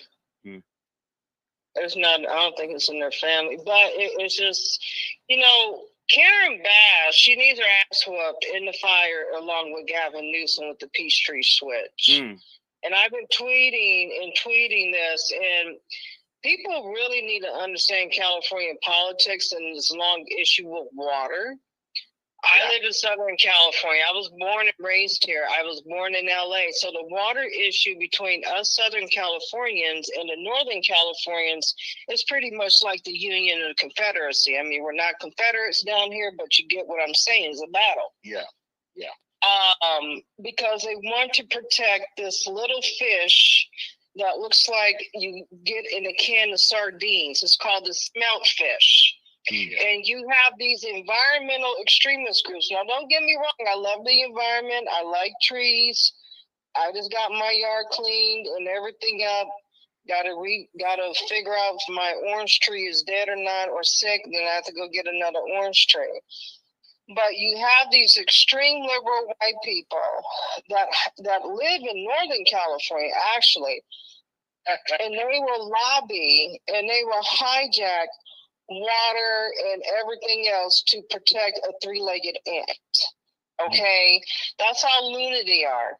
When I ran for Congress, and the first time I ran for Congress, and I brought up the point where my opponent, along with Nancy Pelosi, and I think it was Jerry Brown as well, they didn't want to pass a federal bill. It was called the Fire Protection Act, and I can find that information, send to Dr. Short. He could disseminate it out. And it was to clean up all the dead trees, the shrubberies, have the fire department, federal funding to clean up all the mountains to help prevent with these fires. I mean, we do it in our own house, we do it in our own yards. Yeah. But they didn't want to do that because you have these extreme jackasses up north, these crazy liberal, white liberal people that believe you should have weeds and everything else, but it causes fires. Now, you do have another part of this with the water, because Northern California, that's where we grow our crops in Central California. So, like I was telling Dr. Short earlier, you have to remember, you have the Saudis have their crops, the Chinese have their crops, because the Saudis, they grow their alfalfa crops, and they hijack our water so they can have enough water to grow their crops. And so also for Nestle and other people to send this stuff to China, so the Chinese can have water. And they send it back to their homeland. We don't eat this shit. So okay. It's like I just saw something from Elaine. They're saying a homeless man set the fire. This most recent thing. No, they've been arresting a lot of people. They arrested a woman. She's 60 years old. I'll send it again, and find it. I'll send it again, and I'll send it to you, Dr. Short. They're trying to see if her name is Gloria something. And they're trying to see if she started all of this. See, you get these really crazy ass people, liberal people, that, Trump is coming to office, and only thing that these jackasses in Sacramento are worried about is Trump. We gotta protect California from Trump. See, and these stupid people will burn down our whole state thinking they're about to protect us from Trump. So you have a lot of mental illness here. Mm-hmm. And I even thought about this when all this broke out. BlackRock, they hit a lot of, they pretty much wiped out all of the celebrities' homes in Malibu and different places, in Pacific Palisades. I used to hang out there. My family, we used to always go out there and gawk at the big old homes and stuff. It was exciting. It was a thing to do. But when they hit Altadena, I said, wait a minute. Geography-wise, if you know California geography, to go from Pacific Palisades to Malibu and then jump all the way to Pasadena and Altadena, that's an arsonist. And they targeted a predominantly historical Black neighborhood. Okay, now in Altadena especially, they targeted that. Now, those houses are generational houses. Mm-hmm. The grandson of the founder of Nickerson Gardens, he died in his house. And they're very nice homes. They're historical homes. Tell me something. Middle working class homes. What about this guy with the flamethrower that was setting fires? I haven't seen that. I'm looking at it right now.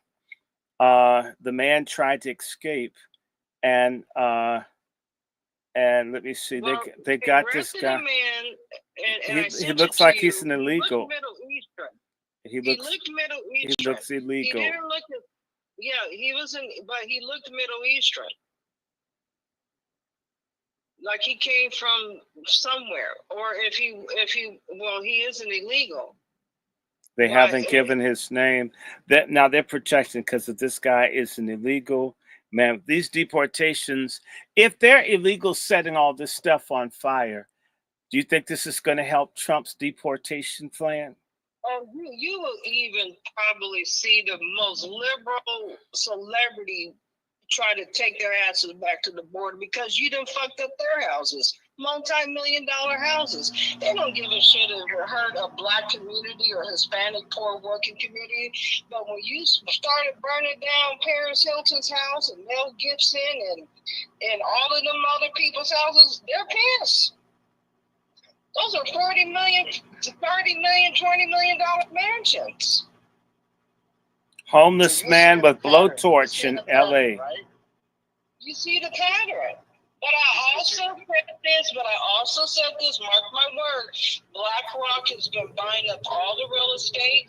They know the real estate down here in California. We have the highest real estate in the nation when it comes to money. Now, when it starts jumping to Beverly Hills and shit, that's where the FBI needs to come down here and say, what the hell is going on? Oh, my God, I'm watching this whole entire mountain burn. See, I'm watching the local news. I'm not watching Fox. Oh, I'm looking at this dude. My God, let me zoom up on the face. But this is what I want to say before I get off and I call my cousin back because she on panic mode. When the chief of the fire department, Christine Crawley, I think that's her name. I was watching CNN at the time. I'll go back. He doesn't look Middle Eastern. He looks like he's Venezuelan. You know, okay, yes, yeah. And she laid it out about Karen Bass. She didn't say Karen Bass's name, but she laid it out and said how they cut $100 million. Well, Gavin Newsom cut $100 million from the fire department. Karen Bass, they cut 17 points, so let's round it up to 18 million from the LA Fire Department. So when the chief gets on TV, that white girl did not care. She threw Karen Bass way underneath the bus. By the way, how many people? I loved it. Okay, now I was looking at Elon Musk blaming black or DEI for the fires. You know, yeah, it has nothing to do with Elon Musk is a racist monster. I call him Elon Apartheid. I call him Eat My Butt. That's a good one too. Apartheid Musk. That's who he is. He's racist. What does KPFA have to Pacifica Radio? Are they reporting on that? I don't have that. KPFK. It's another KPF. Oh God, there's one. It's Pacifica Radio. Yeah, that may be up in the Bay Area. That's probably north. Yeah, that's the Bay Area. I think it's KTLA. I think it's the one you're talking about. KPFA's in the north. I said KTS and Tom LA. Okay, so they're the same station as the Pacifica Network. Now I'm looking at the comments because I'm on your channel. China owns a lot of Santa Monica. Yeah, and this is the Maca girl or Mocha girl, Karen Bass. Karen Bass is full of shit. Karen Bass. By the way, hi Michelle N on this channel. Karen Bass has been an enemy to black people her whole career. And I've been saying this, and people think married to a black man? No, she's married to a Latino that looked like an old El Paso logo. And I'm just saying. And she's terrible. Karen Bass has never been aggressive. She laughed in black people's face. And when she was wearing that Cuban gangster white men's suit to the debate, I mean, what kind of woman wears a double-breasted men's blazer to an event? I mean, Shabazz has a great point. I was going to talk about the insurance companies. Yep, they canceled the insurance, but now the insurance commissioner in California is making them reinstate the insurance to have a moratorium. It's hard to get homeowners insurance here in California now. They don't want to pay. They rather not to pay and let these Chinese CCP investors and BlackRock buy us all out and kick us out of California. Well, I'll tell you something. And what about the tsunami that they're talking about for the Bay Area? Who's hearing about that? We've had an earthquake. Yeah, you've had several earthquakes. You're always having them. But it's right now, San Francisco just had an earthquake. Somebody's talking about Elon Musk is a European African. They don't call themselves African. Elon Musk is a Jewish South African. He is not a real African, and they don't live as Africans in South Africa. In fact, they're trying to break the country of South Africa up into a white country, a white-dominated country, and a black country. Elon Musk is just not someone we should be very concerned about. I think Donald Trump is going to be forced to drop him like a red hot potato with AIDS. He's going to have to get rid of him and get rid of Scamaswamy, or as I call him, vasectomy. These people are no good, and I don't think this thing is going to last. I want to. Well, vasectomy's been very quiet after he told white people they dumb and lazy and can't get in tech. Well, they chewed his ass out. It's good that the white people, but what bothers me is black folk don't go after anybody anymore. I mean, the closest I saw to that, some people said some stuff back to Ofaga back a few months ago. But back in the 70s, this is what I will say about boomers in favor of our elder on here. The old days, black folk used to raise hell against people with more regularity against people that offend us. These days, nobody says or does anything. It's disgusting. Nobody fights anymore. Everybody here just basically says, who do I have to bend over for? I mean, proof of that is the Diddy phenomenon. And right now, altogether, we've got 99 people listening. Yeah. Now we have 93, and the number will go up and down. We need to do more of these. In fact, Brother Mark, I want to invite you to participate in Pat Talk. And I'm going to stop in a little bit because I have to do a sermon tomorrow where we'll talk about God. I can't wait.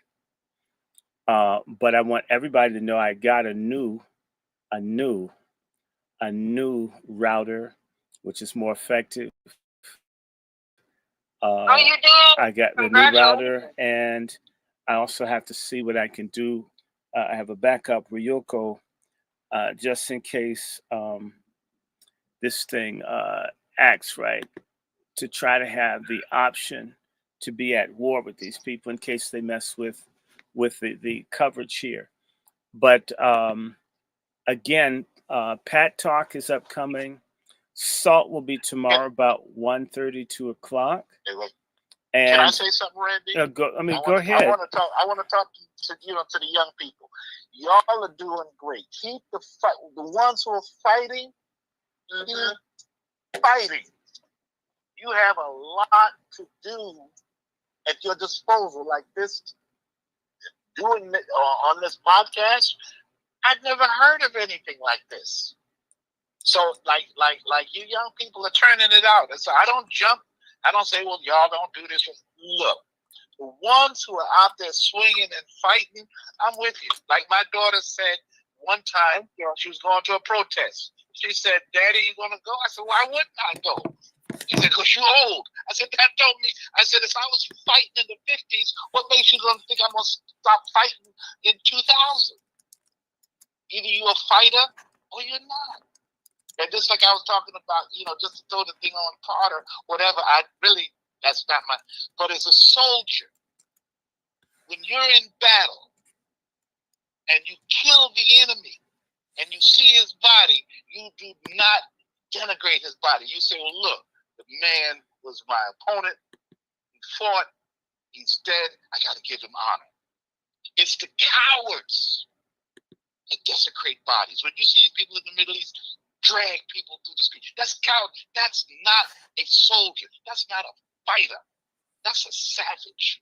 This is why in the military, all of the marks, all of the regalia is in every army. So if you see someone, let's say in Korea, and they have a certain amount of bars, you say, oh, that was a sergeant. And you know that you've gone through the same life and death ritual. Because when you go when you learn to kill somebody, you got to remember that the person on the other side learned to kill you. That's right. It's just like the Siamese fighting fish. They'll fight, and then when one gets tired, they'll rest. And then they'll go back to fighting. So this is the perspective I'm coming from. Carter, whatever, okay, let him rest in peace. His judgment, whatever. That's not my that's not for me to judge. He will be judged, just like I will be judged. I got to meet my maker, and everybody has to meet their maker. So this is what I'm saying. The young people, I'm not into this boomer, this X. Hey, look, I know a lot of young people that are into a lot of crazy stuff, but are doing some good stuff on the same end. So I don't separate myself. They may say, man, what's this old gray-haired man out here doing? And look, I'm going to fight till my eyes close. But, I don't retire. Now, there's some people that should retire and need to sit their butts down. Well, they do. And, and take a chill pill. Now, tell me, can you join us for Pat Talk tomorrow, 7:30?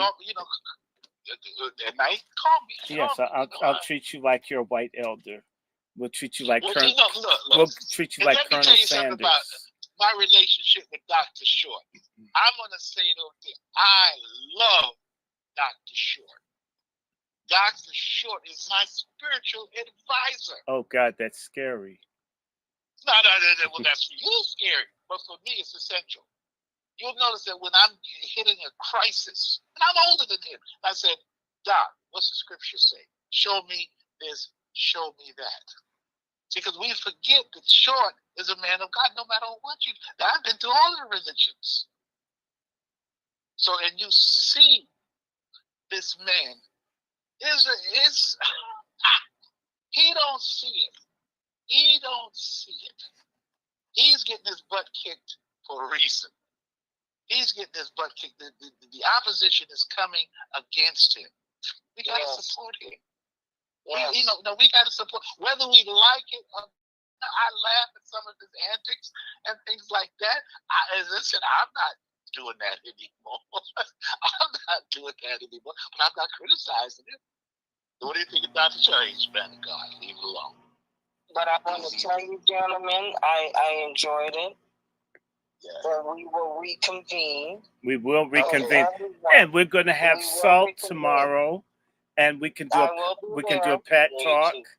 And I want to say to you, sister, I need you to get with me. We've got to look at how we can leverage this star power for Black veterans. Imagine the Black vets and homeless people amidst these fires. You know what? These homeless Black people are in a lot of trouble in LA. You must have been reading my mind, because I came across my mind today, and so we will brainstorm. We will brainstorm. I run into a lot of vets. Young, I'm a vet. Yeah. Young from the Iraq War, and their minds got blown. Their minds got blown. Now, one generation didn't talk about it. You're not gonna see too many people from Vietnam talking about. The only time vets from Vietnam or World War I or the Korea will talk to somebody is someone who's been there. Correct. You don't hear my grandfather, he served 3 wars: World War II, Korea, and Vietnam. Yeah. But when he met another gentleman, or even sometimes a woman that served, he will start running his mouth. Yeah. Otherwise, we're more outspoken now. Because I deployed too. We're more outspoken. We don't care. We want to tell everybody our issues, our stories, our PTSD, our depression, our everything. And because a lot of times I run into a lot of vets who have it, and I died. I said, well, this one guy, he's 40, he's 42. I said, wow, living in a van. Living in a van. It's a practice. But we'll talk more on it, because I'm waiting for the IRS to give me my nonprofit status. I started a nonprofit for homeless veterans. It's called Sheltered Valor. Michael McCrae, all of these folks on here. So look, it's what time? Now it's 12:44. I said, let's run this to 1 o'clock. Let's hang in here for 16 more minutes. And all right, gentlemen. I'll let you go. Okay. We're gonna call my cousin back. She on panic mode. Right. Okay. Treat me white, dear. Love you. Yes, I will. All right. Bye bye. God bless. Be safe, everybody.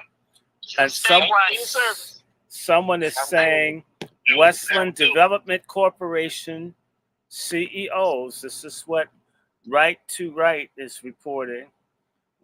Westland Development Corporation CEO and a few employees also been arrested in connection to the fires. My God, if this is true.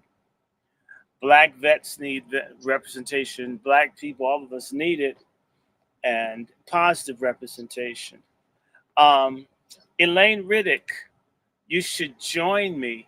I'm going to call you. I've got to figure out how we can have Elaine Riddick. Elaine Riddick is awesome. Elaine Riddick. Look up Elaine Riddick if you don't know who's on the chat with us. Elaine Riddick. 1:30 tomorrow. We'll do SALT. 7:30 tomorrow. I'm going to see if I can do a Pat Talk. I had so many wonderful additions to my library. I try to figure out something to share from some of these. See if I'm up to it. I feel a little better. I hope, let's hope that this thing is getting in better, this whole thing. We need to get active. But I'm so glad I got the heat on because it was cold. Who's cold out there? Yeah. Who's cold? Is it cold in Georgia? It's cold here. Well, it's around here. It's 50 here. So that's, it's not cold for me. But 50 is wonderful. I don't mind 45. Yeah. I'm talking about 25. Damn. Oh, yeah. I mean, the ice won't even go away. It's so cold. We needed to get above freezing. I want to thank everybody who's on the chat. I don't know who you are. I mean, it's just we're gonna improve it. We're gonna wrap my head around when you told me that there's so many people were listening. Right. I said, what? Well, right now we've got 78 or more people listening, which isn't a big. I haven't fought to have, and people bother my channel. I'm shadow banned, and I haven't really. I didn't announce this because when I announce, then they make it harder for me to get online. And so people wonder why I just do stuff. We have to force it out. We have to force this out, right? Yeah. Oh my God, y'all got snow in Alabama. We're expecting snow. It's snowing in Atlanta. It's snowing in Atlanta. God, it's cold. Well, this is what I'm going to say to everybody. I am looking soon. I want to get with Sister Zima because we had promised to talk about herbs and other things. And man, they gave us such hell getting online. All of the people that participate in Pat Talk, we've had problems getting online where you can't, they can do that, where you can't get online to broadcast. So it isn't that we didn't want to do it, and you get frustrated fighting to get on. Like I was sometimes sit 3 hours waiting for the thing to download. That caused me to not want to be bothered. Some people could do this constantly every day. They love it. For me, I could do it some of the time, but I don't get motivated if I have a whole lot of problems getting on. It used to be very easy, then it got very difficult. But I want to encourage everybody to share this channel. We're going to have some other people. We're going to have, we've got to follow this California fire. We're going to talk about the inauguration coming up. We got to talk about Elon Musk. We got to talk about different things. I've got a bunch of books on white nationalism in terms of whites in the police department that hate Black people. There's a lot to talk about. And of course, join us for people that are Christians. I mean, it's right now, these days, Black folks have gotten really stupid. Boomer X. Folk act like God and the Christian thing has nothing to do with the Black experience. There are a lot of stupid ass people in our community that think God is dead and think it has no relevance to their lives. And that's what's messed up with us. If I could point to one thing that's jacked up about Black people that's completely preventable, is the absence of a belief in God and the practice of the second commandment. I will be continuing tomorrow about 1:30 Eastern Standard Time my series from Salt Ministry, Message to Black Americans. And you'll find them. They're all on the Angry Black Man channel. If you go to the Salt channel, they always lock those. So I'm harassed and shadow banned. I'm not paranoid. They just keep doing what I'm doing. I've been doing this for about 7 years of this stuff. We'll be doing more. And since it's cold and there's time, and wow, I'm fully disabled, so I don't have to get up off my ass to do anything but read and talk. I even want to share some things with you from my audiobooks, because we're going to get into talking about the occult and the Black American experience and the negative things about the occult. Also want to talk about feminism. It's evil. I hate feminism. It needs to be destroyed. You need to hate it too.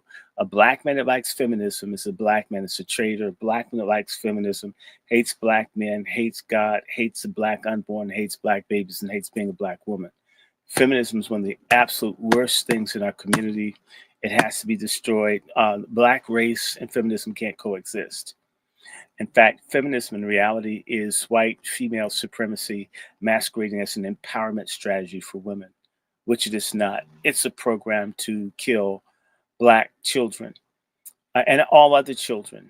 And it's witchcraft and it's satanic.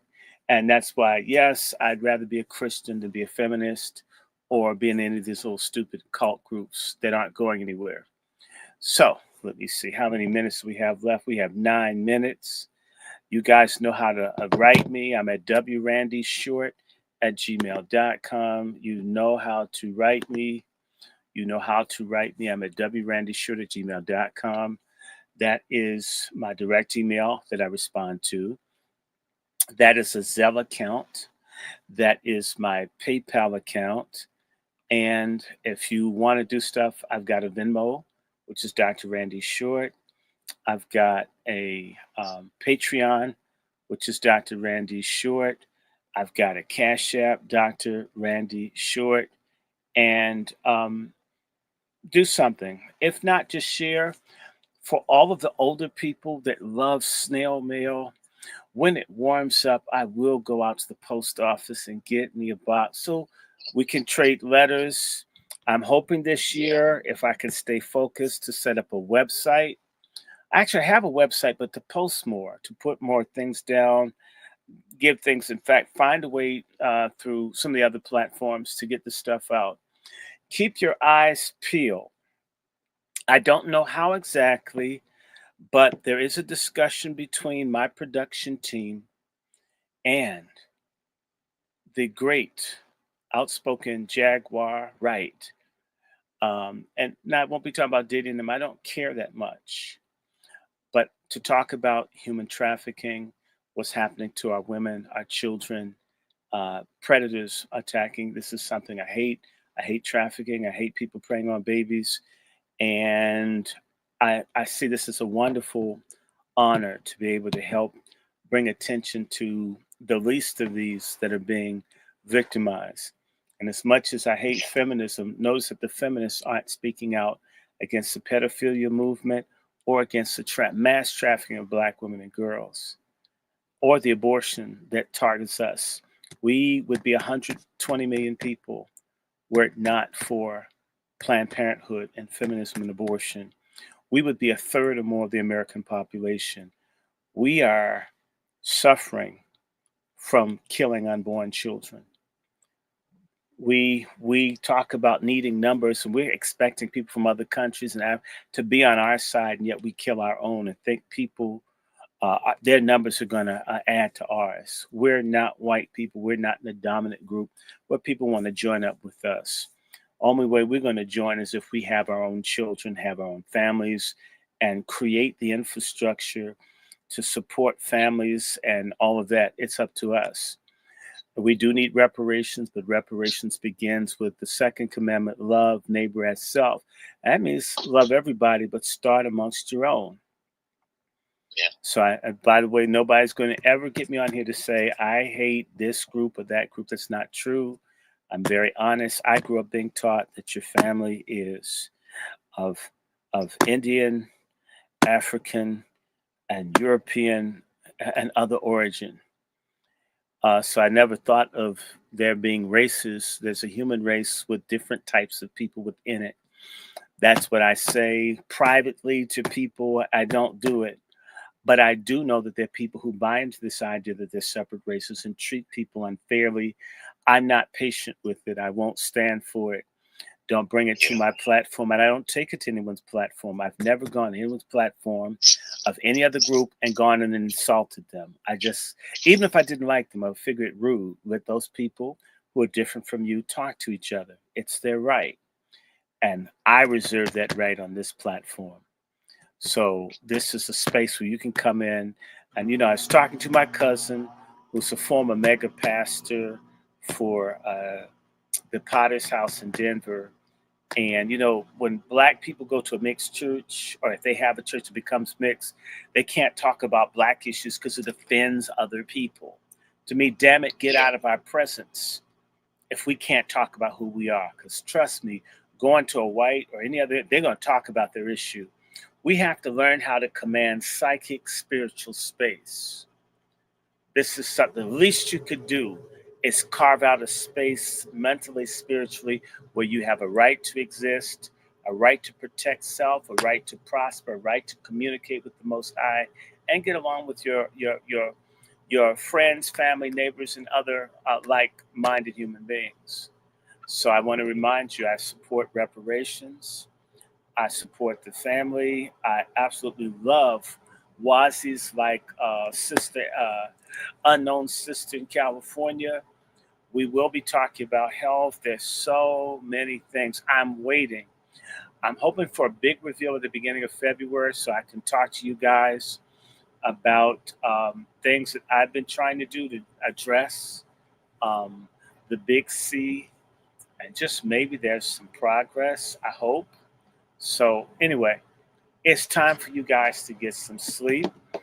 But if my modem's going to work, if I just jump up in the middle of the night and start sharing something like I used to do, which I enjoyed doing, and tell these deep state people, you have to understand X-Infinity and Comcast, all these other people with the intelligence agencies, they mess with people's platforms.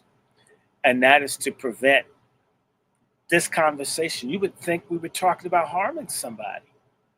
You would think that we're saying hate your neighbor or do something. I don't have these kind of conversations, even privately with people.